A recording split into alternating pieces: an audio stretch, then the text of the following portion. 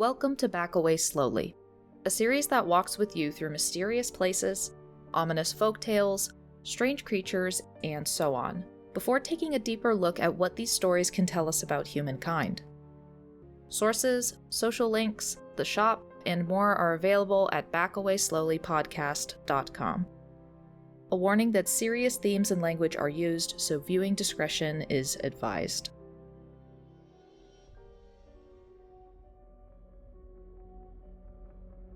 Most reporters were incredibly unhelpful at smoothing relations with locals. They wrote of the superstitious and uneducated ways of the natives, depicting them as inbred hillbillies. The news also portrayed the Collins family as stereotypes. Quote, Lee was seen as a Bible-quoting, poverty-stricken hill farmer. Homer, a rough-hewn, good-natured, loyal frontier brother. Nellie, a shy, unsophisticated virginal sister. Miss Jane, a bent, shawl-covered, tired old mother. Soon these articles went from generalized to exaggerated and downright fictional. Quote, always the press sought to sustain maximum tension and suspense, even at the expense of the truth. On the 6th, reporters discussed a dog belonging to Floyd named Chinny Chow, or Trey. They said he would wander to the cave mouth and howl into the darkness, before lying down with his head between his paws, forcing rescuers to walk around him. The next day, the dog's name was changed to Old Shep, now claiming that he was present when Jewel Estes first found Floyd's coat. A reporter wrote, quote, there he has remained, motionless, save from an occasional twitching of a body racked with the torture of hunger and thirst. Food has been placed before him, but he has scorned it. As mentioned before, Balto's race may have encouraged reporters to focus on this story. Other writings went so far as to say that this dog had tried to get food to its master, but failed. The truth came from Homer. The dog was Floyd's dog, named Obie. Homer's book stated, quote, at the entrance of the cave, Floyd's dog Obie kept constant vigil for his master. He would hardly eat, and numerous times I had to warn people not to pet him. He would lie there on the ground for a long time, then get up and walk over to the hole. Peering inside, he seemed to be asking, where is my master? What is keeping him so long? He would stand there for a while looking into the hole, then turn and walk away. We could not get him to leave. He was practically starving to death as he lay there waiting for Floyd. He was a one-man dog.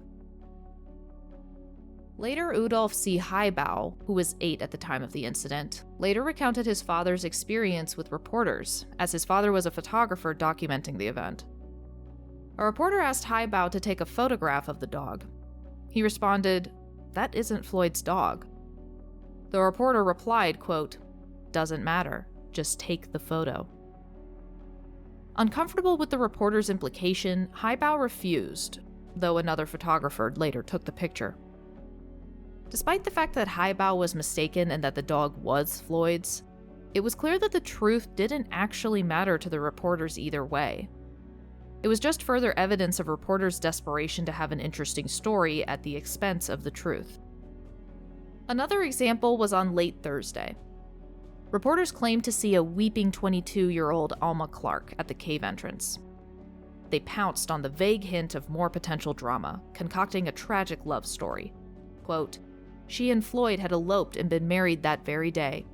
Since Alma lived 8 miles from Sand Cave, some newspapers said that she walked, some that she rode a mule, and others that she was driven in a cab to her lover's rescue site. Upon arriving at the cave, she ran to the entrance, peering into the opening while calling out, Floyd, my husband, and then fainted away. The Atlanta Constitution followed this sentiment by reporting, quote, this may be why Floyd Collins wouldn't give up his fight for life when he knew the fight seemed lost. It may explain why Collins kept courage when rescuers and friends are downcast. It may reveal how Collins endured torture with a smile at times through 6 days in the grip of a stone in a cave, and it may show the power that kept alive that spark of faith he cherished. The reality was that Alma was 17, not 22. And although she interacted often with Floyd, she viewed him as an old man, more in the circles of her father than as a romantic interest. More harmful lies began to spread between people who had never been to the cave, and the crowds being kept distant and hadn't directly witnessed anything. Rumors began to churn that the entire situation was just a massive hoax, a publicity scheme to attract visitors. Floyd wasn't really trapped. In fact, he had a different entry point. Obviously, he was entering in the morning and leaving in the dark of night. The situation was not helped by Lieutenant Burden, who returned to Louisville and began to sling accusations left and right. He gave an interview to the Herald and Evening Post. The book Trapped, the story of Floyd Collins notes, quote, "Burden's interview was inaccurate and self-serving. He garbled his activities, placing himself at the scene earlier than he had actually arrived, and took most of the credit for the various attempts to release Floyd. He referred to the harness pulling team as his, and said the party consisted of himself, Homer Collins, and another small man. This small man, of course, was Skeets Miller. He also took credit for the jack attempts, again largely ignoring Miller. He suggested that Gerald was a liar and that his rescue motives were impure. He even questioned whether Gerald had actually ever reached Floyd. Burden was convinced that the local man was not telling the truth about the cave-ins. Floyd Collins' life, he said, was being forfeited because of a desire for individual glory and professional jealousy over the discovery of a colossal subterranean chamber which, if developed, might exceed Mammoth Cave in dazzling beauty. The Louisville fireman concluded, quote, "I think that there are 2 or 3 men down there that are guilty of nothing short of murder. I won't tell you their names because I haven't got anything to prove it with, but I guess you know who I mean." Where do I even start? It's doubtful that Burden even vaguely recognized the irony in him pointing fingers at everyone else while seizing the opportunity to be the first person interviewed by the media, therefore able to direct the narrative in his favor. If he was so integral to the rescue effort, what was he doing back in Louisville while the rescue was still underway? Also, if everyone around the rescue seems to have issues with one guy, maybe there's a reason. Maybe his own accusations of others seeking glory was far more personal than he believed. Also, there was no confirmation of a colossal subterranean chamber. Early in the rescue, Floyd had mentioned to a rescuer about discovering a new glorious chamber, but that quickly stopped. No one who has investigated Sand Cave since has found one either. I'm more inclined to think that Floyd spoke of this cavern early on to try to excuse his predicament and assuage his own embarrassment. There was a good reason he was stuck, and it would be worth the trouble of getting him out. Burden is clearly using this mystery cavern as a motive for the negligent homicide he's accusing the rescue team of. Mistrust began to spread like a disease. The Collins grew suspicious of others, and fell under suspicion themselves. Marshall questioned Lee's motives, but he also held open animosity towards Johnny Gerald. Andy Lee remained as confrontational as when he first arrived, loudly complaining about Gerald and Lee. He even went so far as to claim to reporters that the 2 men had teamed up to cheat Floyd out of Crystal Cave. Old Man Lee's religious and money-chasing behavior certainly didn't assist in challenging these accusations. Eventually, 4 main theories arose to explain the potential hoax at Mammoth Cave. 1. Floyd was part of a hoax to lure in tourists. 2. Floyd had been murdered by person or persons unknown when he entered the cave. 3. Food and water was being withheld from Floyd so that he would die. 4. Floyd was alive, but entering the cave and leaving at night. These rumors immediately began to negatively impact the rescue efforts, as volunteer numbers dropped. Tired of Burden being the only voice to the public, wanting to patch the bleeding that the hoax rumors had caused, and having been banned from the site anyway, Gerald traveled to Louisville to give his own statement. Although he stayed fairly level-headed, the public now had 2 opposing narratives, and unfortunately, the press's treatment of locals had already laid the groundwork for harmful public opinion. The view of the locals turned from charming and frontier-like to prejudiced, petty, and spiteful. Quote, "For many of newspapers, the tragedy at Sand Cave was no longer the noble and epic struggle of man against nature, but the same old sordid history of human avarice and stupidity, showing the dark and shallow side of man. As for Floyd, although still worthy of public sympathy, He would not have been where he was except for his own folly and greed. Enough was enough. The side effects of hearsay had become tangible, the rumors too dangerous. On February 10th, a court of inquiry officially began to determine the truth. William Miller, who we know as Skeets, was summoned. He acknowledged that there was some competition and a few factions, but he didn't think that it included jealousy or that the competition had been harmful. He did have to admit that information was guarded, which created a fractured approach. Gerald's had been cautious of Miller and had warned him from the cave, but Miller refused to assign a sinister motive to Gerald's warnings. Burden took the stand and repeated his version of events, but notably and predictably, he greatly softened his previous statements now that he was surrounded by people who had actually been present during his rescue efforts. He condemned the locals, but kept a humorous disposition, encouraging others to laugh with him. Despite all of this infuriating behavior, he made it clear that any rumor claiming that Floyd wasn't in the cave was utterly ridiculous, as he'd seen and spoken to Floyd himself. Samuel Matlack took the stand. Remember him? The guy whose magical flamethrower would supposedly melt away the rock over Floyd's head without killing him? He opened his mouth and immediately started metaphorically swinging. He stated that Burden was obsessed with rescue merits, and that Skeets was only interested in publicity. Oddly, he defended Gerald, calling him a brave man. As a side note, I'm relieved that someone directly defended Gerald, but I'm unsure how helpful it was, considering it came from a man like Matlack. Matlack aggressively said a man's life was being sacrificed for the hope of hero worship. Matlack's speech of wounded pride screeched to a halt as a man named Captain Cheney shouted out a question. Who did Matlack expect them all to believe?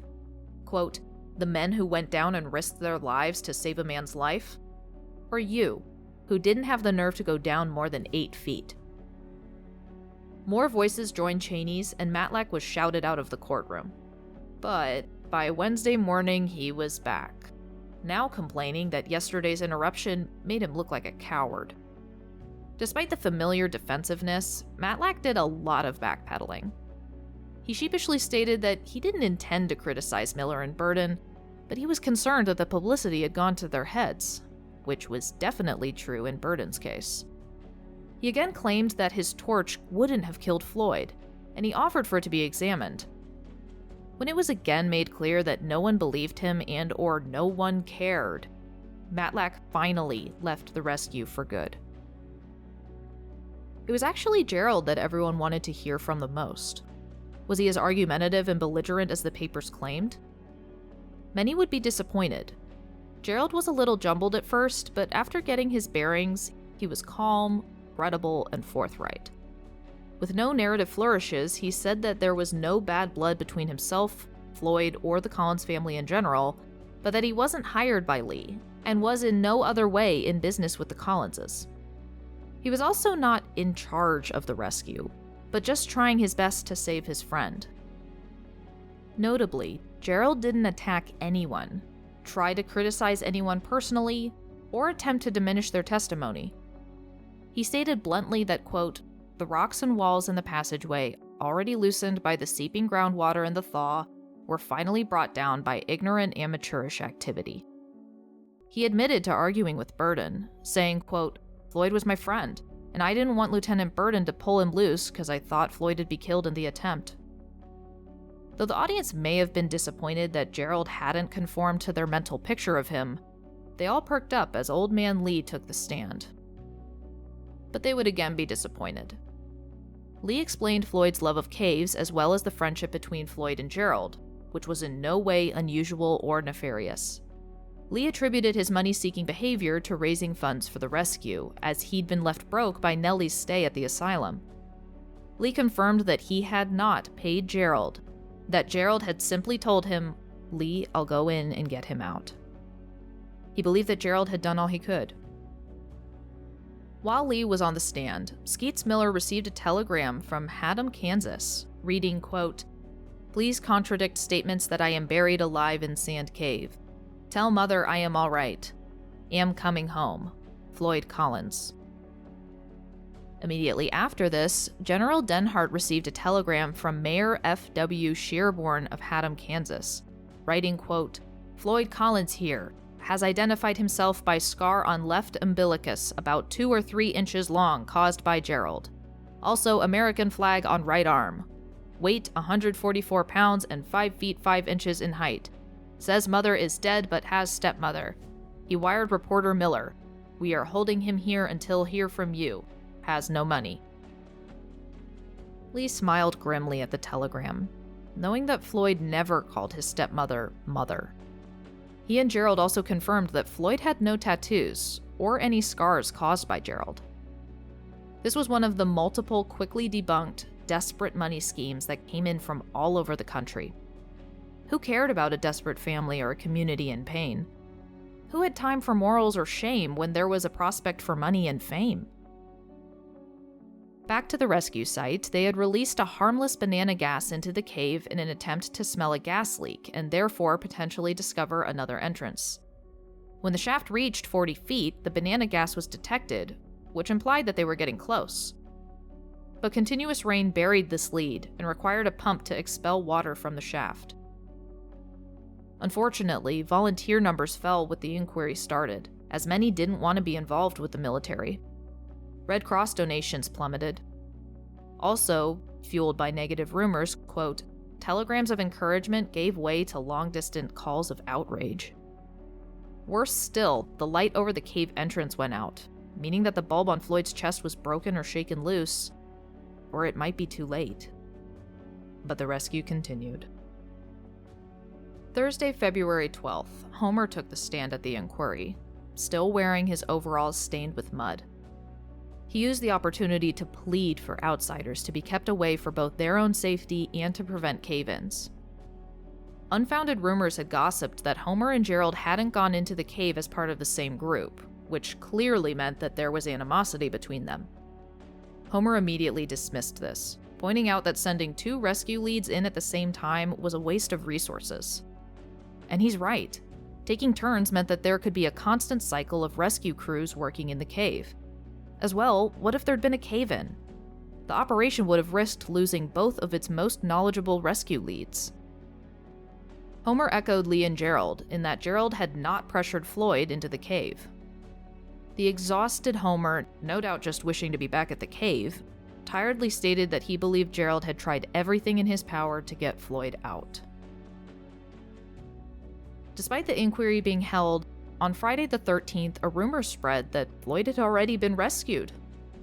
These rumors got so bad that Washington, D.C. was flooded with so many calls that it forced business to be suspended for a day while they dealt with the gossip. On the same day, the court was moved to Sand Cave to interview miners. That morning, 4 diggers had heard coughing and a gasp while they were at the bottom of the shaft. Quote, Floyd was in there, they testified, and in their opinion, he was also still alive.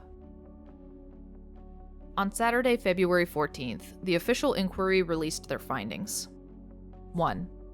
Numerous rescuers had lied about their part in helping Floyd, and that only Homer, Miller, Burden, and Gerald had spent a significant amount of time with Floyd.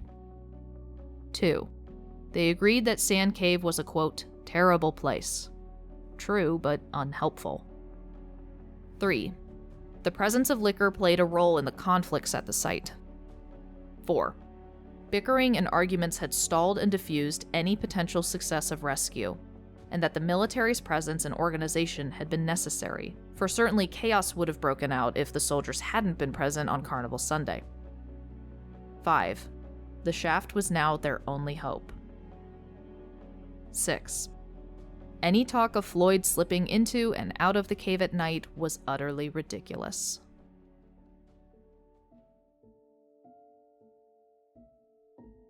By Friday, Floyd had been trapped for 13 days, his voice not being heard for over a week. 3 cave-ins made it necessary for the diggers to work from the relative safety of a suspended platform. Although the situation grew more and more desperate, Carmichael was careful to keep his diggers safe. He was quick to relieve a man of his work as soon as Carmichael saw any signs of exhaustion. Quote, his gruffness underscored his concern and the men knew it. Their welfare was a top priority. Adequate food, clothing supplies, and medical attention were constantly maintained. As a result, the accident rate was extremely low, and the level of the health of the workers kept high. Through the storm of brewing hostility and rumors came a few unexpected sources of help. 10 members of the Western Kentucky football team arrived to help wherever they could, not caring that it only meant loading and dumping dirt. 6 Vanderbilt students from Nashville came soon after, injecting some friendly competition by vowing to surpass the football team's record. Bill Takeaway of Dayton, Ohio played harmonica at camp to keep up morale. Eddie Bray hitchhiked to the site to help as a digger. The press claimed that Bray was a champion welterweight fighter from Hot Springs, Arkansas, and this was his way to train. In truth, Bray had only been in one round of a fight as an alternate fighter. Press rumors aside, this was a 16-year-old kid who bummed rides all the way to Sand Cave to actually help. The next quote is a bit long, but after hours of reading about nasty conflict and repeatedly shattered hope, I clung to it.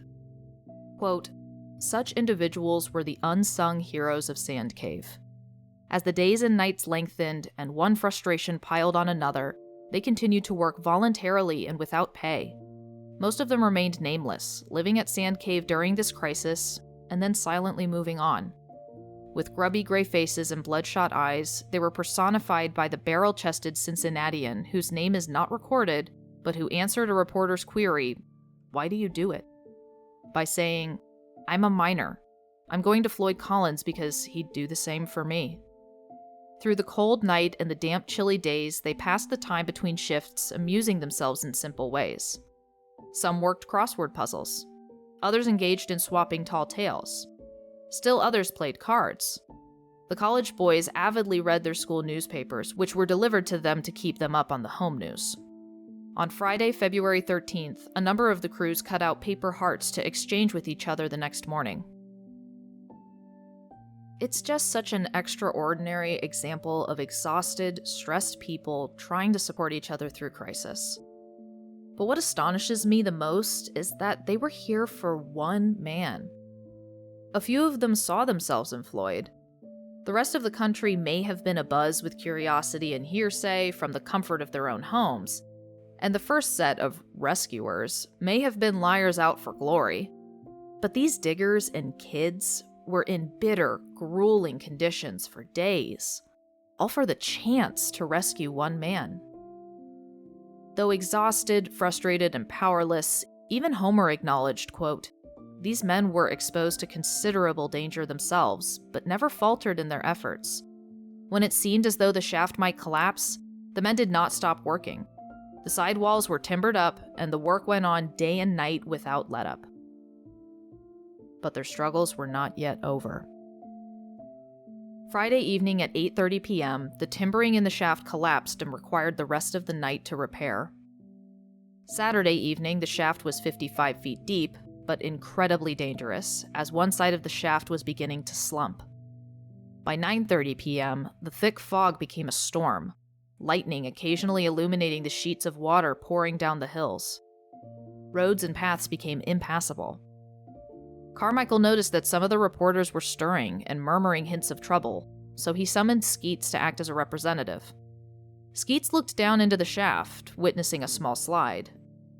Pale-faced, he declared the shaft to be 5 times worse than in the hole. One unforeseen benefit was that the rain held off visitors. Any tenacious vendors were instead forced to set up by the strip of mud that had been the road. On Thursday, Homer had been on one of the working crews, but was replaced on Sunday.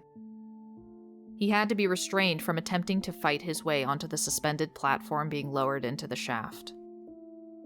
Marshall sat quietly to the side. Miss Jane, dressed in black with a colored scarf, sat on a railroad tie with Nellie. Lee roamed around the hillside and Red Cross tent, showing anyone and everyone the hundreds of letters that had been sent in from across the country. He repeatedly said, "Look at this. They love Floyd. They love my boy." And then, it happened. On Monday morning, February 16th, the 12.5-foot lateral tunnel from the shaft broke through. Tools, bottles and ropes spilled out into the mud. An excited and eager digger named Ed Brenner was lowered by fellow diggers Marshall and Al Blevins. Brenner called out to the man that they had all been so desperately fighting to save, and was met with the trickle of water and silence. Floyd was wedged in so tight that he could barely get a hand between his chest and the limestone ceiling. The light bulb still on Floyd's chest had indeed gone out.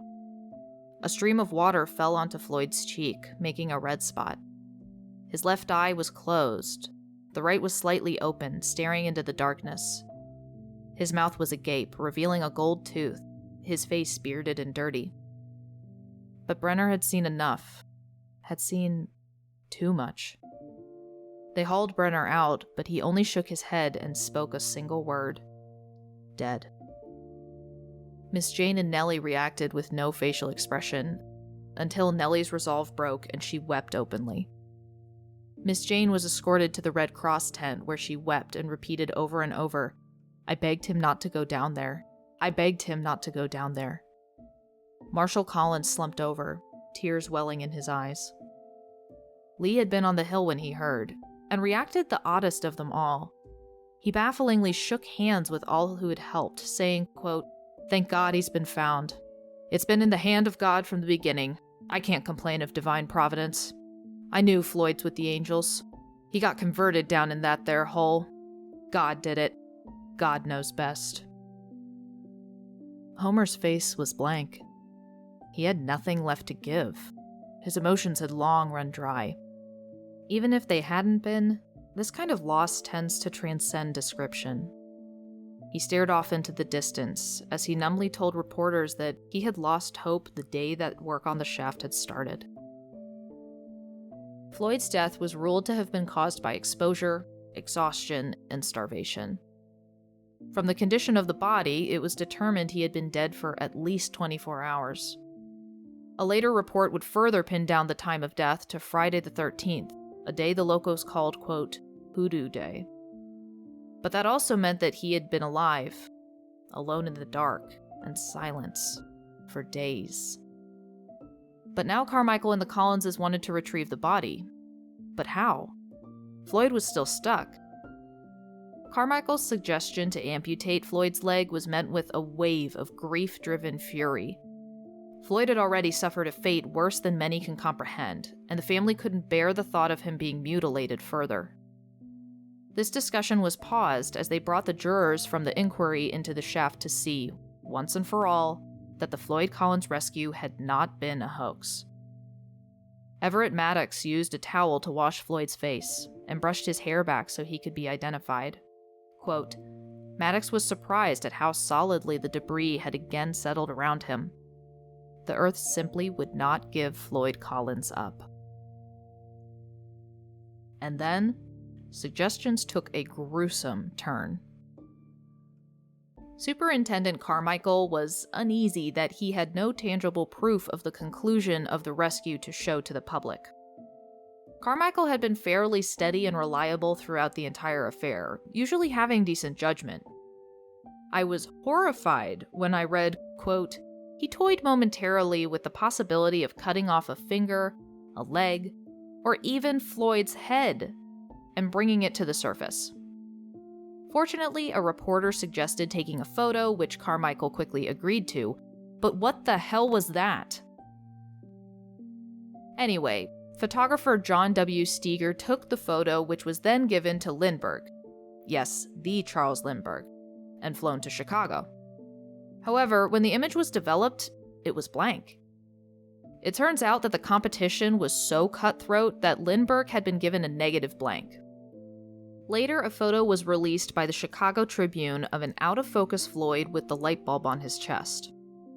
When Skeet saw the photo, he believed it to be a fake, as the angle at which the photo had to have been taken would have been impossible. After the photo, Carmichael cleared the area. The shaft's side supports were sinking. At 2:30 on Friday the 17th, the Collins family, 15 choir members, and 150 workers, natives, and college youths gathered for a funeral service at the shaft entrance. Quote, The entire funeral service had taken only 55 minutes, the final hour of the 384 that had been spent trying to gain Floyd's freedom. And the shaft was sealed.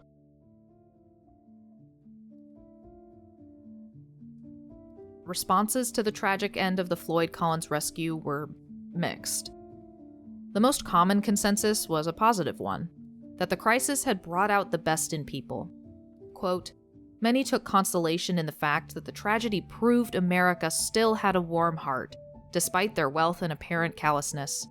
Editors agreed that the Collins affair caused Americans to realize how important and vulnerable they were individually, and how much they needed one another in the face of whatever destiny was assigned to them." A sweet sentiment, and one that I think only goes skin deep. I don't believe this attitude is generally wrong, but I can't help but remember the false telegrams addressed to a suffering family.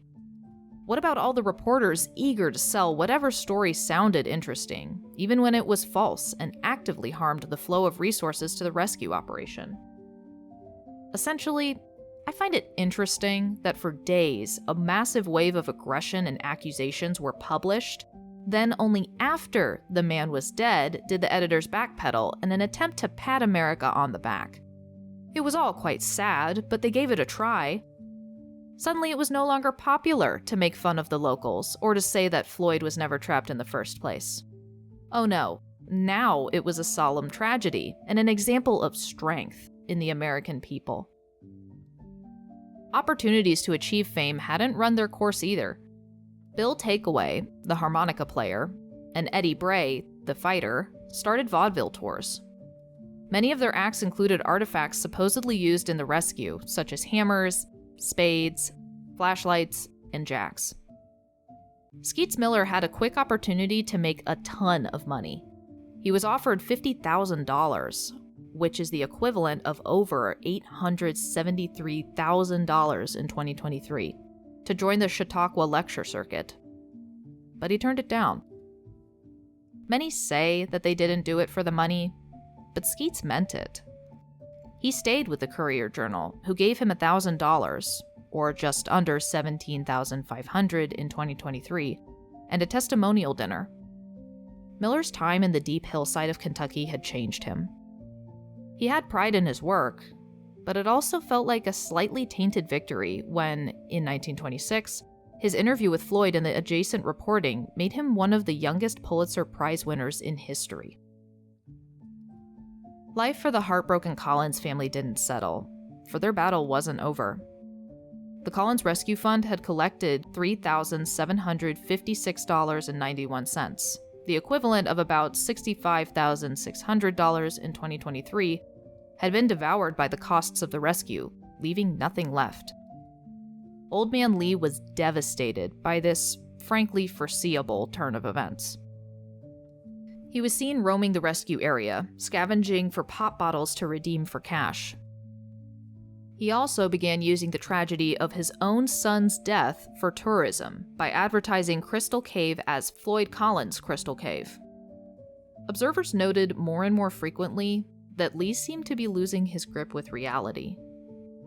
Eventually, things got so bad that Marshall, Homer, and Andy Lee petitioned to remove Lee as an administrator of Floyd's estate, which was successful. I struggled to describe what Homer's life was like after the rescue operations. There are multiple sources, but I thankfully don't personally know how to describe what it's like for your sibling, your business partner, your roommate, your best friend to just be gone. And I hope I never know. Homer's own descriptions are scant, almost like that even years later, he still couldn't bear to look too closely at the most painful part of his life. What he did write was, quote, "When we returned to the house at Crystal Cave, it was something less than going back home. It could never be like home again."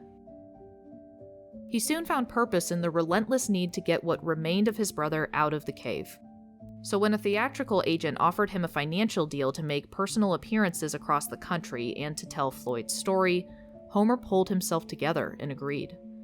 He had been repulsed by the idea, but he realized that this was the only way to help his brother now. While on tour, he had to have his father's traveling show shut down. Yes, Lee was wandering around, recounting Floyd's story for money. He told everyone it was to raise money to pay off the family home's mortgage, one that Homer knew didn't exist. Life continued to mercilessly slam Homer into the ground. What I mean by that is that Homer started this traveling tour with Oscar Logsdon and Floyd's dog, Obie. In St. Louis, Missouri, Homer left Obie in the car to go up to his hotel room. When he returned, Obie was gone. Homer searched everywhere, later waiting in the same place with the car door open, hoping Obie would return, but it was not to be. Despite putting a word in the newspaper, he never saw Obie again. Eventually, Homer managed to earn enough money to negotiate a contract with Central City miner W.H. Hunt to remove Floyd's body from Sand Cave. On April 4, 1925, Hunt and 6 other miners began working their way towards the Carmichael shaft. In a rare piece of luck, they found the shaft fairly undamaged. Of course, no amount of luck lasts in this story. So when they reached the bottom, they discovered that the lateral tunnel had collapsed. But they persisted, finally reaching Floyd's body. The rock that had been trapping him was weighed at 27 pounds. When the rough stone was brought out, B. Doyle claimed it, as well as Floyd's left shoe, insisting that it was part of his property. He used both as a tourist attraction at the Sand Cave ticket office. April 23, 1925, 25 cars and about 100 people witnessed Floyd being brought up on a stretcher made of 2 poles that were run through the sleeves of a miner's denim jacket.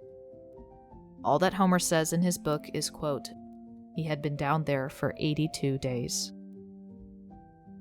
Floyd was taken to an undertaker, who was actually Johnny Gerald's uncle. The conditions in Sand Cave had mostly preserved Floyd, but gruesomely, the cave crickets had been to work on his ears and face. But finally, on Sunday, April 26, 1925, after 3 months underground, Floyd received a proper burial, witnessed by 400 people in the rain. Quote, "Placed in a grave beside the Flint Ridge family homestead and near the path to Crystal, Floyd's body at last lay where his brothers wanted it to be. The spot was marked by a splendid, huge stalagmite." I wish I could say that this was where the story ended, with the family finding peace, but well, you know. In 1927, Lee Collins sold Crystal Cave to Dr. Harry B. Thomas for $10,000, the equivalent of about $175,700 in 2023. This included permission to move Floyd's body. Lee claims that this was to earn enough money to keep him out of the county home, but he did this without consulting his family or seeking legal advice. The Collins family and their neighbors believed that Dr. Thomas took advantage of Lee's senility to get a good deal. And it gets worse.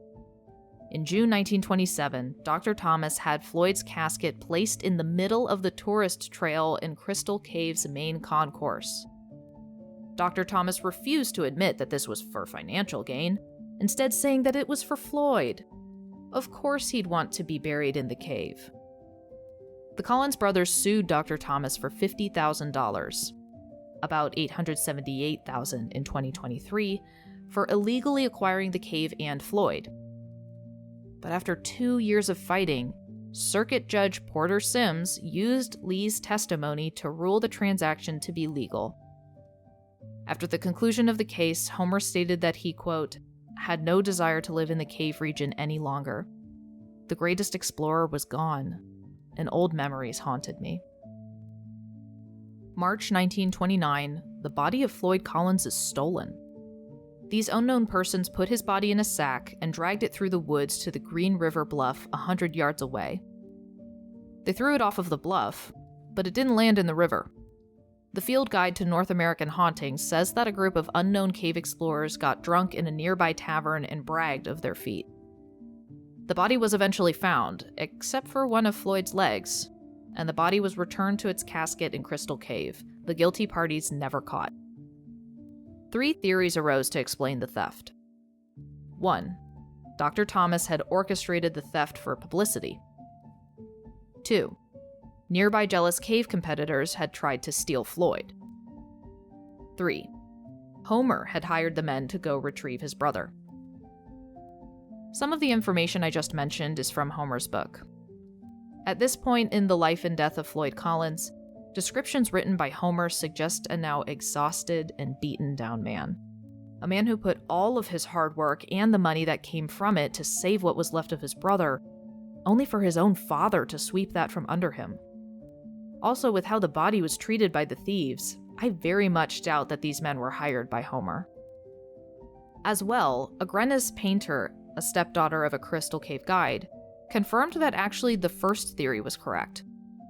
They even knew the identities of the thieves: Oscar Logston, Alvy Logston, and Troy Burnett.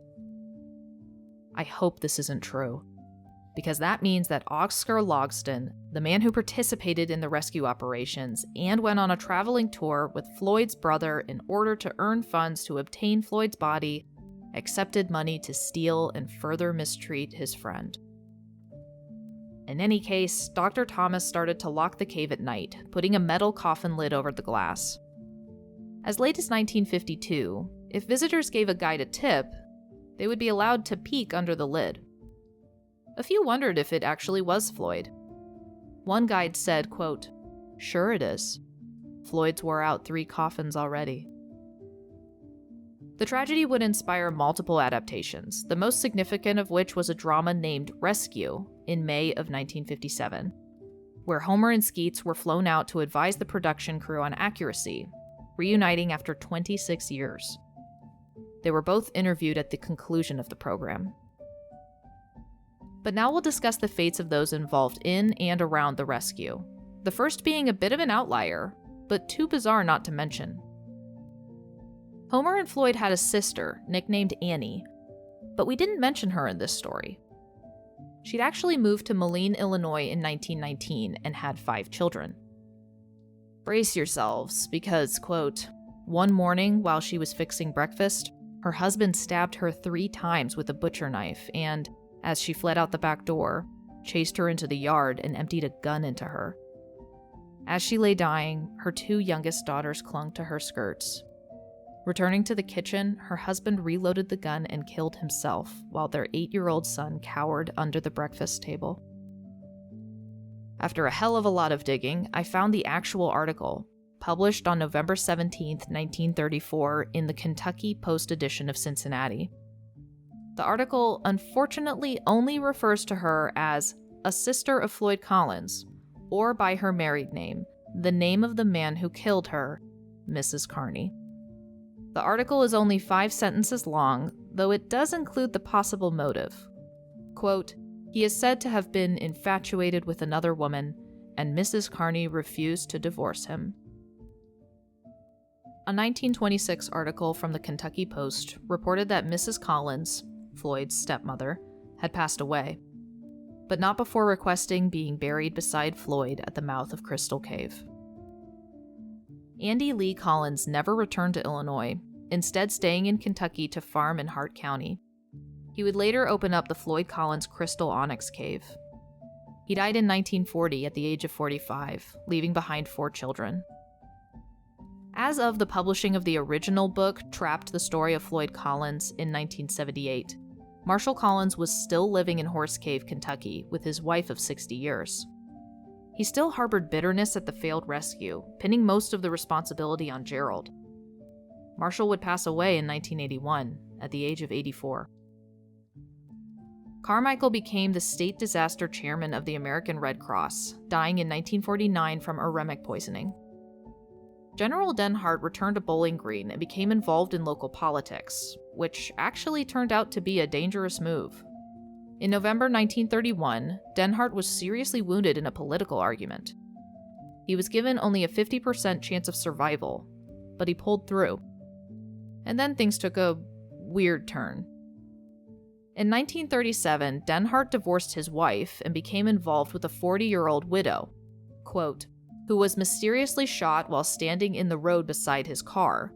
Tried twice for her murder, the first trial ending in a hung jury. He was on his way to court for the second trial when he was gunned down by her 3 vengeful brothers."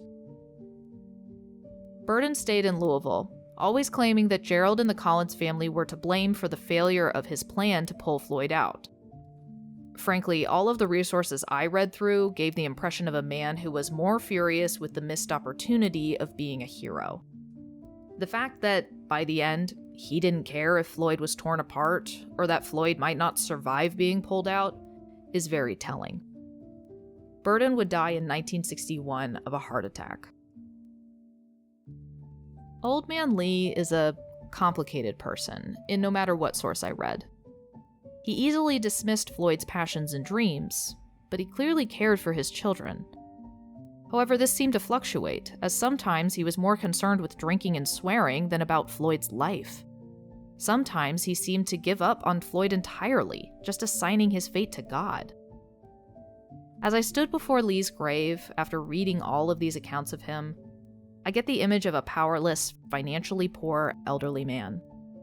He had no money to contribute, and he was too old to actively participate in the rescue. All he could do was rely on his faith.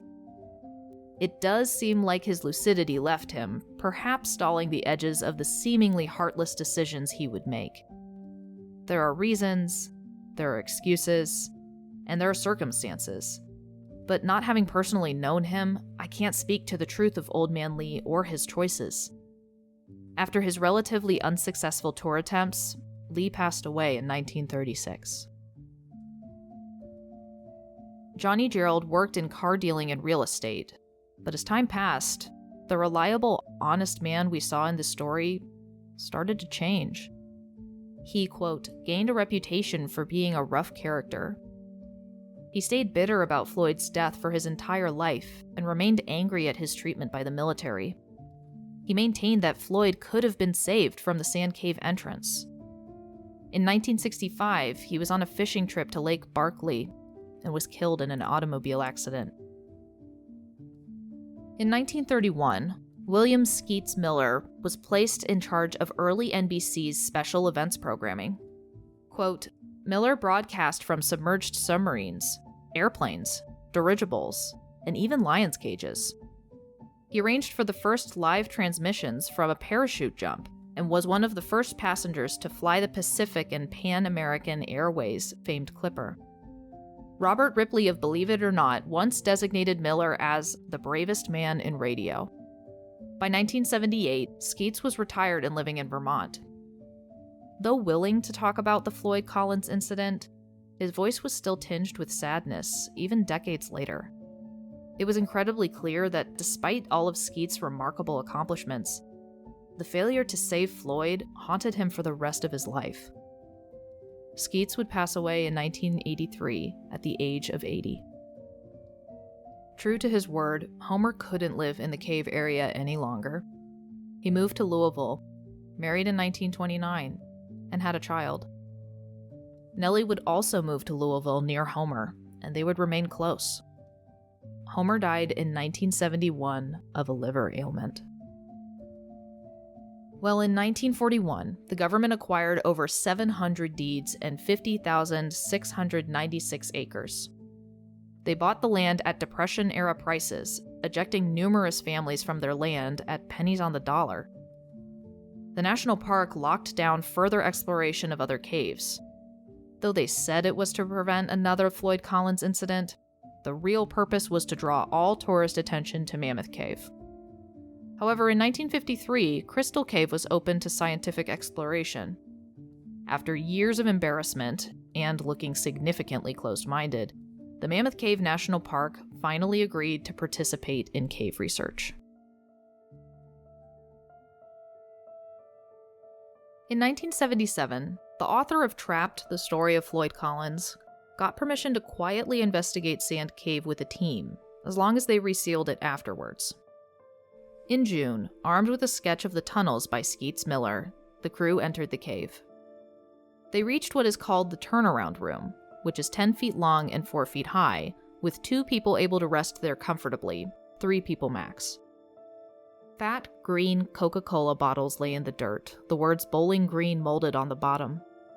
A pipe tobacco tin with a hinge lid, strands of fine, vivid green electric wire, a 1-pint whiskey bottle, which implies that maybe someone did manage to get Floyd the whiskey he asked for. They found many other artifacts, but Brucker stated, quote, "You leave these artifacts where they are. As with those in the turnaround room, you do not collect anything." But the team became confused. Along with Miller's sketch, they were using a 1925 map by Roy Anderson, and it wasn't lining up. While some details matched, there were numerous significant discrepancies. They scratched their heads for a while before realizing something remarkable and potentially infuriating. The modern team had unknowingly found a way through. Surely this was a more recent development, perhaps caused by the earth shifting when the shaft was filled in or the lateral tunnel collapsed. I wish that was true. No, they had squeezed through the crack that the 1925 rescue had only used to communicate with Floyd. The conclusion to this discovery is bitter, and I'm almost glad that Homer and Gerald are no longer alive to know it. That 9-inch crack was proof that Homer and Gerald were right. The entire Carmichael shaft was unnecessary, and they could have saved Floyd if they continued to work from the main entrance. I reread this portion of the book. How did this happen? How was this not discovered sooner? 9 inches is a hell of a tight fit, but clearly doable, and it would have put them within inches of Floyd. How did this go unknown? The book reasons that this was due to poor communications, too many assumptions, and overwhelming fear. Quote, "Those early rescuers who used the regular passageway were shocked and frightened when it collapsed. They thought they faced as much as 15 feet of almost impossible digging. They also assumed that there was no bypass because Floyd himself had said there was none. They also reasoned that Homer, Gerald, and other cavers would have discovered an alternative way in if there was one. To all of them, therefore, the situation was hopeless." The first member of the modern team who entered the cave also had the unexpected advantage of not knowing that he was supposed to reach a terminal collapse, so he simply tried the gap. I wonder what it was like for the modern team, particularly for Brucker, who had studied the Floyd Collins incident in great detail. The moment of silence after the discovery. A terribly simple answer that could have changed everything, decades too late. It's discoveries like this that make me wonder if perhaps some mysteries are best left that way. That maybe sometimes the answers have become more painful than they are helpful. I suppose that for every liberating discovery, there's a crippling conclusion for some other question out there. After all, the truth is important, but it's not always what we want. In April 1983, all of the 1925 artifacts were collected and cataloged from Sand Cave. After the national park obtained Crystal Cave, the wife of Marshall Collins' grandson, Carol Collins, wrote to the service and demanded that they release Floyd. They disappointingly ignored her all the way up until she sued them. Finally, a 15-man crew spent 3 days moving the coffin, the massive tombstone, and its base to the hearse, all of it weighing over 1,000 pounds. March 24th, 1989, Floyd's fifth burial is attended by 40 family members he never met, as he was laid to rest at the Mammoth Cave Baptist Church Cemetery with his immediate family. A descendant of one of Annie Collins' children remarked that the nightmare that had spanned 3 generations was finally over.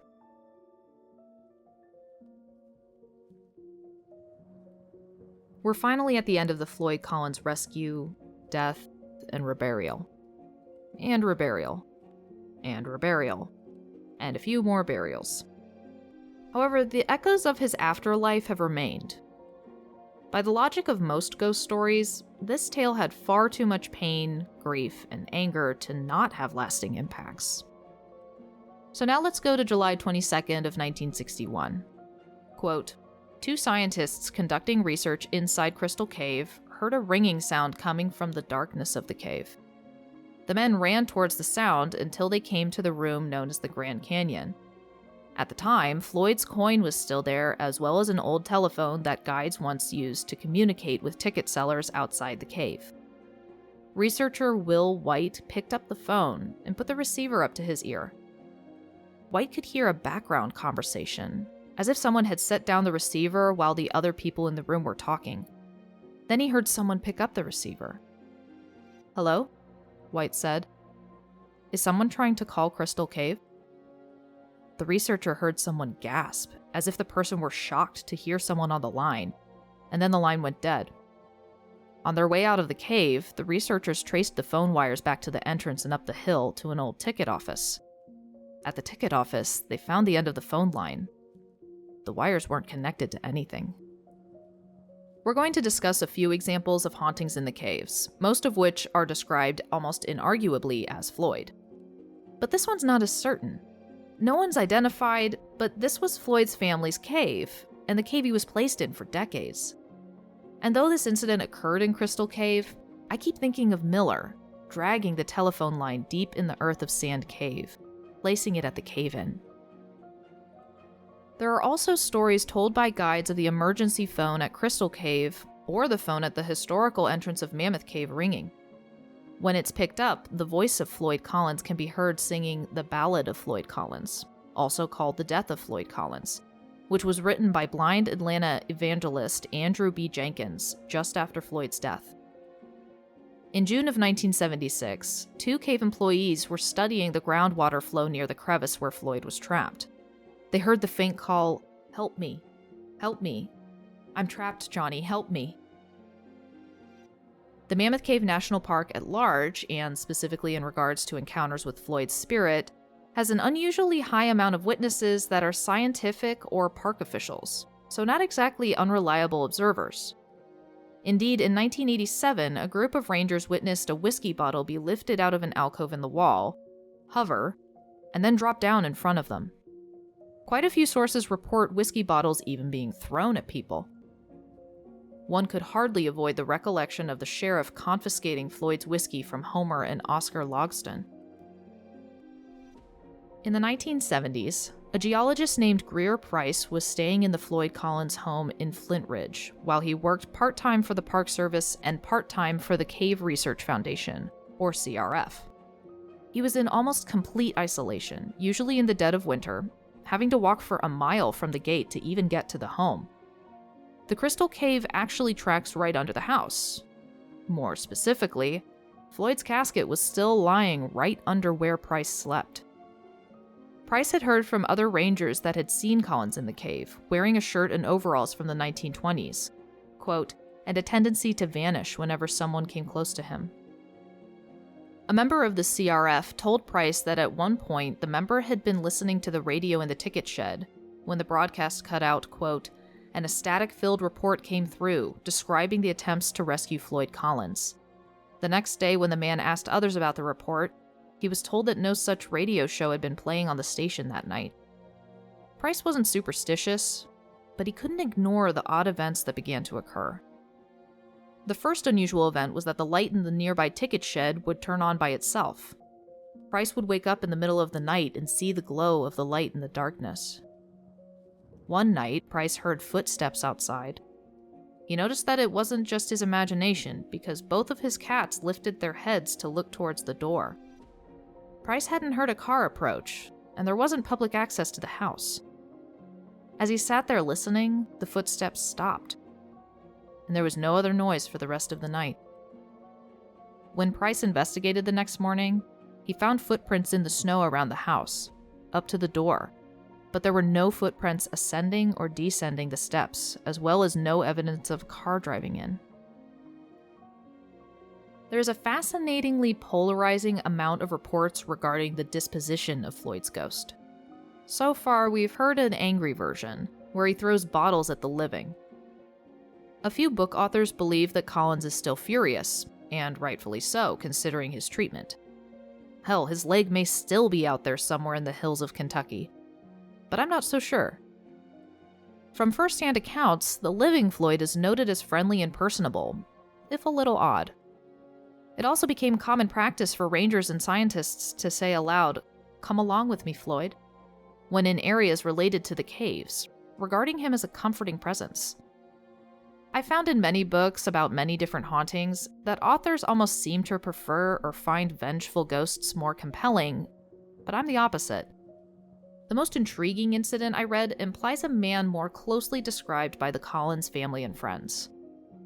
While taking a cave class in Crystal Cave, a caver Candace Leake tripped and began to fall into a canyon, the conclusion certainly being broken bones, if not death. Quote, "Suddenly a strong hand grabbed me from behind on my right upper arm. After I regained my balance, I turned and said, 'Thank you, Richard,'" another caver. But no one was there. Richard was on the other side of the passageway. I wonder if Floyd saved me. I uttered a quick, "Thank you, Floyd," and left the cave.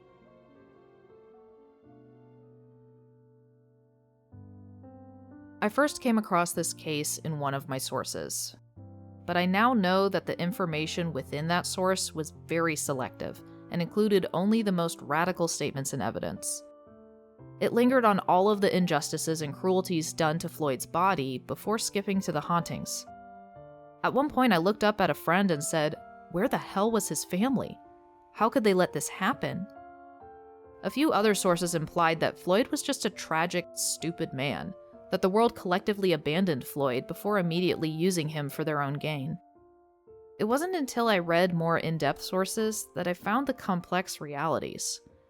I still agree that the nation at large used Floyd, be it for entertainment, as a scapegoat, as a symbol for American pride and perseverance, as a representation as the common man, as a tourist attraction, and then either forgot him as a foolish nobody or romanticized him as a tragic hero. But what really drew me into the story further was Homer and Skeets. I won't lie, some of these books were hard reads. They did a fantastic job at capturing the desperation of a younger brother determined to rescue his elder and idol, no matter the cost. The other was a man simply doing his job and chasing a story until he could not and would not turn away from another human being. The job became just that, a job. And all that really mattered was human life. Once I learned the truth of the incident, I just couldn't seem to put Trapped or Homer's book down. I don't know how many listening would roll their eyes and scoff, but I felt guilty. Guilty for assigning negative assumptions to the very real context of the tragedy, all derived from 4 or 5 paragraphs in a single source. At each disproved point, I found that I now had to know the truth. Though it is a great and terrible story, it shows the capacity for people to care beyond themselves. Yes, there were plenty of people in this tale who pursued money and fame or who only cared about the drama of it all. And yet there were others who fought their way to come to the aid of a single man. A huge amount of resources were donated to their cause. Miller wrestled his way to Floyd's side to read hundreds of telegrams for him, hundreds of the country's voices, telling him that they cared. And that is a story worth telling. I visited the Mammoth Cave Baptist Cemetery. I stood in front of Floyd's grave, now fully aware of the crazy journey he'd been through, both in life and in death. The sun shone down in that place of death, but the green, beautiful woods felt like peace. Walking between the clean, tidy graves, looking around at the wildflowers, I think I understood, at least a little, why Floyd loved that land so much.